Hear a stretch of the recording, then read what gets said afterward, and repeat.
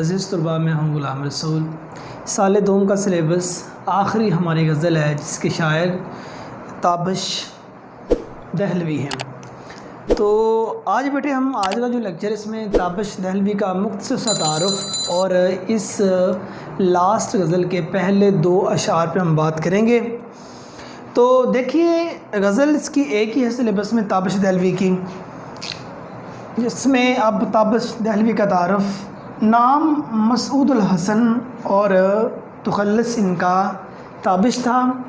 9 نومبر 1913 عیسوی میں آپ دہلی میں پیدا ہوئے اور آل انڈیا ریڈیو سے وابستگی آپ کی رہی، مینس انڈیا میں پیدا ہوئے اور ادھر آل انڈیا ریڈیو سے آپ وابستہ رہے۔ اور اس کے بعد قیام پاکستان کے بعد جب آپ لاہور میں آ گئے تو آپ ریڈیو پاکستان لاہور اور کراچی سے آپ کی وابستگی رہی، اور فانی جیسے ایک نامور شاعر سے آپ اصلاح لیتے تھے، ان کے آپ شاگرد رہے۔ خدمات کے عوض نشان پاکستان کے ایوارڈ سے ان کو نوازا گیا۔ اچھوتے اور منفرد انداز کے مالک تھے تابش دہلوی۔ ان کا انداز بیاں بہت مختلف تھا۔ ایک قدور غزل گو شاعر تھے، قدور میں تو قدر الکلام شاعر بھی ہم انہیں کہہ سکتے ہیں، اور غزل کے کلاسیکل شاعر تھے۔ کلاسیکل جو شاعری ہے اس کو بہت زیادہ انہوں نے آگے بڑھایا۔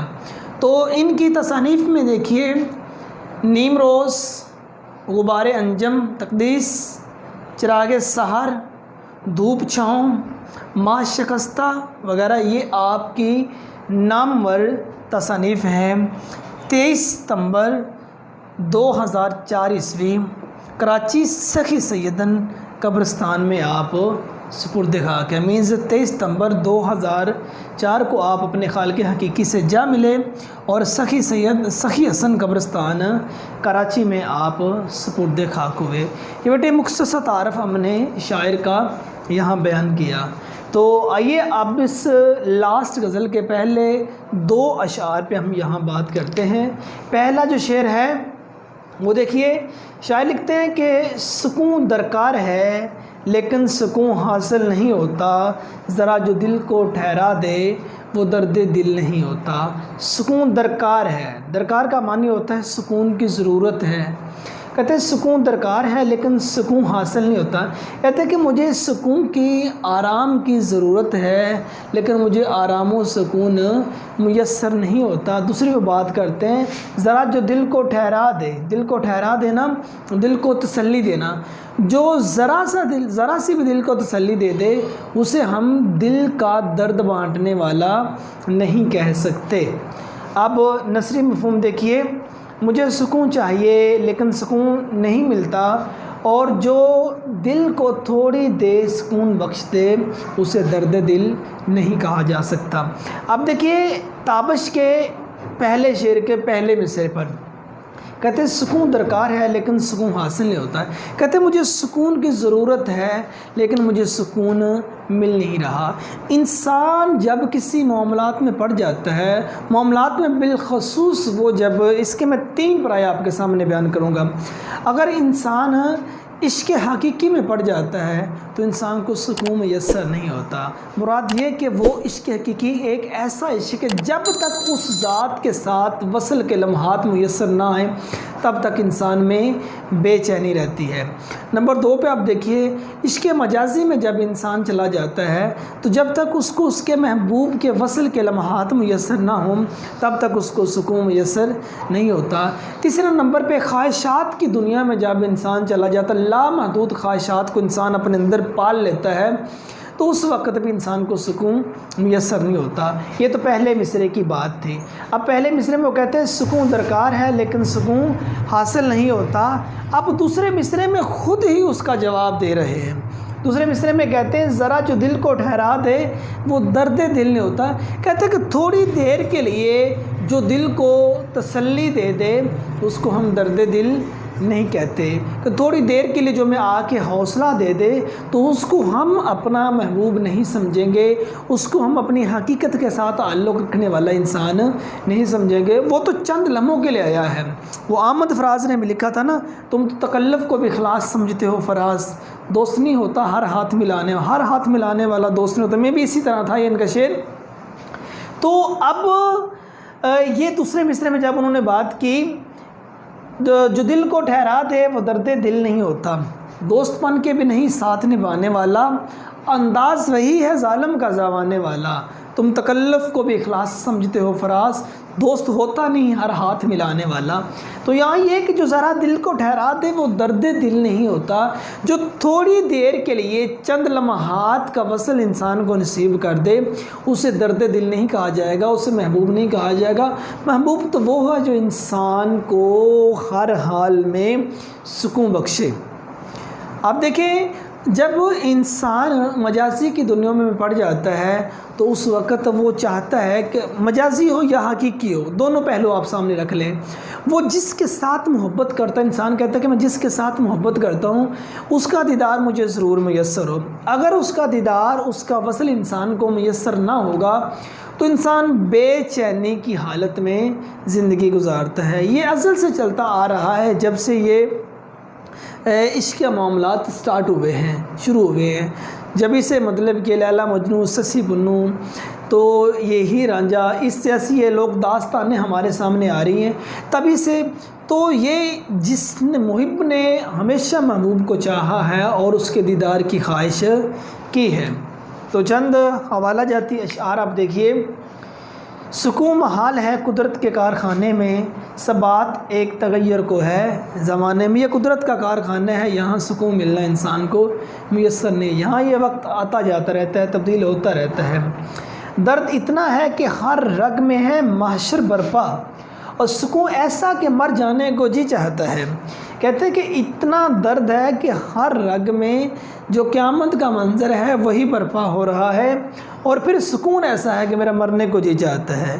کہ مینس یہ جو مجھے درد مل رہا ہے، اور یہ کہتے ہیں یہ سوال ہی پیدا نہیں ہوتا انسان محبت میں ہو اور اس کو سکون میسر ہو، اس کو درد نہ ملے. تو انسان کو اس محبت کے اندر درد کا ملنا انسان کے لیے سکون کا، محبت کا باعث ہوتا ہے. وہی انہوں نے کہا کہ درد اتنا کہ ہر رگ میں ہے معاشر برپا، اتنا درد ہے کہ ایک ایک رگ میں قیامت کا سا منظر، ہولناک منظر ہے. ساتھ وہ کہتے ہیں اور سکون ایسا کہ مر جانے کو جی چاہتا. تو پھر اس درد کے اندر سکون ایسا ہے. تیسرا حوالہ جاتی شعر، عاشقی صبر طلب اور تمنا بیتاب. کہتے جو عاشقی ہے وہ صبر طلب ہے، لیکن جو دل کی تمنا ہے وہ بیتاب. دل کا کیا رنگ کروں خون جگر ہونے تک. اب دل کا میں کیا رنگ کروں جب تک یہ خون جگر نہیں ہوتا. تو خیر دوسرا شعر، کبھی ہر جلوہ صد رنگ حاصل تھا نگاہوں کو، کبھی ہر جلوہ صد رنگ حاصل تھا نگاہوں کو، اب اشک خون بھی چشم شوق کو حاصل نہیں ہوتا. کبھی جلوہ صد رنگ، جلوہ کہتے ہیں دیدار کو، صد رنگ 100 طرح کا، ہر طرح کا حاصل تھا نگاہوں. کہتے ایک وقت ایسا تھا مجھے محبوب کا ہر طرح سے جلوہ حاصل تھا، میں ہر طرح سے یا طرح طرح سے محبوب کے چہرے کی زیارت کرتا رہتا تھا. کہتے ایک وقت ایسا تھا کہ میں طرح طرح سے محبوب کے چہرے کی زیارت کرتا رہتا تھا. اب اشک خون بھی چشم شوق کو حاصل نہیں ہوتا. چشم شوق بری نگاہ، اشک خون کے آنسو.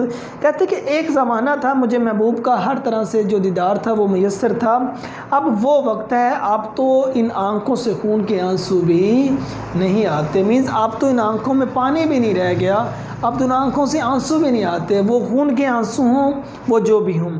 آپ اس کا نثری مفہوم دیکھیے. ایک دور تھا جب نگاہیں محبوب کے طرح طرح کے جلوے دیکھتی تھیں، لیکن اب یہ حالت ہے کہ آنکھوں کے اشک بہانے کے لیے خون کے آنسو بھی میسر نہیں. مینز اب آنکھوں کو اشک بہانے کے لیے خون کے آنسو بھی میسر نہیں. کہتے کہ ایک زمانہ ایسا تھا کہ مجھے محبوب کا ہر طرح کا جلوہ میسر تھا، لیکن اب محبوب سے جدائی ہے، اب تو آنکھوں میں آنسو بھی نہیں رہ گئے. ٹھیک ہے. دیکھیں جب انسان اس محبت کے لمحات کے اندر کھو جاتا ہے، جب محبت کی وہ دنیا کے اندر چلا جاتا ہے، جب اس کو اپنے محبوب کا دیدار ہر طرح سے میسر ہوتا ہے، یہ آرزو تھی تجھے گل کے روبرو کرتے ہم اور بلبلے بیتاب گفتگو کرتے۔ اب دیکھیں بلبل سے کہہ دیا کہ میرا محبوب پیارا ہے، بلبل سے کہہ دیا میرا محبوب پیارا ہے، اور ادھر محب نے کہہ دیا میرا محبوب پیارا ہے، لیکن ہار ماننی پڑ گئی اس بلبل کو۔ لیکن یہ محب کا جو محبوب تھا وہ پیارا تھا۔ جب محب کا محبوب پیارا ہے، اس کو وصل کے لمحات بھی میسر ہے، تو ہر طرح سے اس کے ساتھ آرام و سکون، عیش و عشرت کی زندگی وہ بسر کر رہا ہے، اس کو ایک کانٹے کے چبھنے کا بھی ایک درد نہیں ہے، تو اس کو ہر طرح سے جب محبوب کا جلوہ، محبوب کا دیدار میسر ہے، تو دیکھیں جب ایک چیز میں انسان اسی طرح سب سے کہتے ہیں جو برا نشہ ہے وہ انسانیت کا نشہ ہے، سب سے جو برا نشہ ہے وہ انسانیت کا ہے۔ مراد یہ ہے کہ جس کو انسانیت کا نشہ لگ گیا ہے نا، وہ اس سے دور نہیں جا سکتا۔ کل کو جو کسی سگریٹ نوشی میں اس میں ایڈکٹ ہو جائے تو اس کو وہاں سے نکالنا پاسبل ہے، لیکن جو کسی انسانیت کا عادی ہو جائے وہاں سے نکالنا مشکل ہے۔ وہ انسانیت کی محبت کا عادی وہ کسی بھی حوالے سے ہو سکتا ہے۔ آپ اس کو حقیقت کے تناظر میں دیکھیں تو حقیقت میں جب کوئی انسانیت کی خدمت کا عادی ہوا ہے تو وہ مرتی دم تک اس کو تب تک سکون میسر نہیں آیا جب تک اس نے انسانیت کی خدمت نہیں کی۔ حضرت ابراہیم علیہ السلام آپ تبھی تک کھانا نہیں کھاتے تھے جب تک آپ کے گھر میں کوئی مہمان نہیں آتا تھا۔ آپ بیتاب ہو کر، بے چین ہو کر گھر کے دروازے پہ کھڑے ہو جایا کرتے تھے، جب کبھی بھی کوئی گزرتا تھا، جو کوئی بھی گزرتا تھا اس کو ساتھ بٹھا کر کھانا کھاتے تھے۔ آپ انبیاء کرام کی، صوفیاء کرام کی، اولیاء کرام کی ساری کی ساری تبلیغ دیکھ لیں، وہ انسانیت کے نشے کی تبلیغ، انسانیت کے ساتھ محبت کی ہے۔ اور ملک پاکستان کے چند نامور لوگ جو یہاں سے چلے گئے ہیں، عبدالستار اہدی، دیکھ لیں انسانیت کے ساتھ کیسی محبت کر کے گئے، ٹھیک ہے۔ تو اب جو کوئی بھی جس کا عادی ہو جاتا ہے وہاں سے اس کا نکلنا بہت مشکل ہو جاتا ہے۔ تو یہاں شاعر اپنے اس محبوب کا عادی ہو گیا جس کا اس کو ہر وقت جلوہ میسر تھا۔ اب ایک وقت آیا تو اس کو فراق کے جو لمحات تھے وہ نصیب میں ہو گئے، وہ وصل کے لمحات جو تو ملنے کے لمحات تھے وہ نہیں رہے، جدائی ان میں ہوگی۔ وہ کیا کسی شاعر نے کہا تھا کہ پہاڑ میں جائے تو ہمارا وصل، ہم فراق میں خوش ہیں جانا۔ تو اب جب اس کو فراق کے لمحات میسر آ گیا تو اس وقت تو چشم شوق میں خون کے آنسو بھی نہیں رہے۔ اب چند اس کے حوالہ جاتی اشعار اب دیکھیے۔ وہ جو لطف مجھ پہ تھے بیشتر، وہ کرم کے تھا میرے حال پر، مجھے سب یاد ہے ذرا ذرا، تمہیں یاد ہو کہ نہ یاد ہو۔ مومن نے کمال کا شعر یہ لکھا، وہ جو لطف مجھ پر تھے بیشتر، وہ کرم کے تھا میرے حال پر۔ کہتے وہ لطف و کرم جو پہلے میرے حال پر تھے میرے محبوب، کہتے مجھے یاد ہے ذرا ذرا، تمہیں یاد ہو کہ نہ یاد ہو۔ کہتے نا کبھی عرش پر کبھی فرش پر، کبھی ان کے در کبھی در بدر، غم عاشقی تیرا شکریہ میں کہاں کہاں سے گزر گیا۔ اب ایک زمانہ وہ بھی تھا کہ مجھے یہ سارے لمحات میسر تھے لیکن اب نہیں ہیں۔ دوسرا شعر آپ دیکھیے، سسکیوں کے تال پر ہیں آرزوئیں محو رقص، سسکیوں کے تال پر ہیں آرزوئیں محو رقص، کس قدر ہے سوز میری زندگی کے ساز میں۔ کہتے ہیں کہ سسکیاں ہیں، آرزو جو تمنا ہے ان کے، کہتے ہیں کہ سسکیوں کے تال پر ہیں آرزوئیں محو رقص، جو سسکیوں کا تال بج رہا ہے نا، سسکیوں کی جو آواز آ رہی ہے اس پہ جو آرزو ہے نا، تمنا ہے، وہ رقص کر رہی ہے۔ کہتے ہیں کس قدر سوز ہے میری زندگی کے ساز میں، کس قدر دکھ ہے میری جو زندگی کا ساز جو چل رہا ہے، میری سسکیوں کی جو آواز آ رہی ہے اس میں کس قدر وہ جو درد ہے، کمال کا درد ہے، کس قدر اس میں وہ درد ہے۔ تو یہ لاسٹ، رہتے ہیں کچھ معلول سے چہرے پڑوس میں، ایسے چہرے جن سے انسان کو شناسائی ہو، رہتے ہیں کچھ معلول سے چہرے پڑوس میں، اتنا نہ تیز کیجیے ڈھولک کی تھاپ کو۔ کہتے ہیں یہ جو ڈھولک کی تھاپ ہے اس کو اتنا تیز نہ کیجیے، چند معلول سے چہرے جو ہیں وہ پڑوس میں رہتے ہیں، ٹھیک ہے نا۔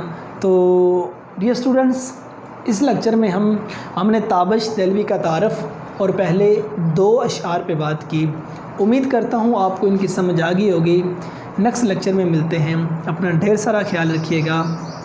فی امان اللہ۔